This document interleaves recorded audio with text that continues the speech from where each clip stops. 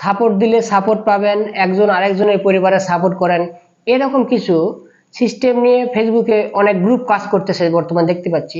আমি বলবো যে যারা এই গ্রুপগুলো পরিচালনা করতেছেন এবং যারা এই গ্রুপগুলো থেকে সেবা নিচ্ছেন, উভয়দেরকে আমি বলবো যে ভাই এগুলো গ্রুপে আসলে ফলো দিয়ে ফলো নেওয়া, সাপোর্ট দিয়ে সাপোর্ট নেওয়া এরকম না করে তাদেরকে একটু পরামর্শ দেন, বা আপনাদেরকে বলতেছি যে আপনারা একটু কাজ শেখেন। যদিও যেহেতু আপনারা কাজ করতেই চাচ্ছেন ফেসবুকে, তাহলে আপনারা একটু কন্টেন্ট তৈরি কিভাবে করা যায় লিগালি কাজটাতে আসেন আপনারা, অর্থাৎ কিভাবে একটা কন্টেন্ট তৈরি করা যায়, কি টপিক নিয়ে কন্টেন্ট তৈরি করা যায়, কোনটা ট্রেন্ডে এখন চলতেছে সেটি, একটা কন্টেন্টের ফ্রেম কিভাবে তৈরি করবেন, ভয়েস ওভার কিভাবে দিবেন, একটা ভিডিওকে সুন্দরভাবে এডিট কিভাবে করবেন, বা কোন সময় ফেসবুকে পোস্ট করলে তার ভিউ বা ভাইরাল হওয়ার পসিবিলিটি বেশি আছে, সেই বিষয়গুলো নিয়ে কথা বলবেন। এগুলো একটু কাজ শেখেন।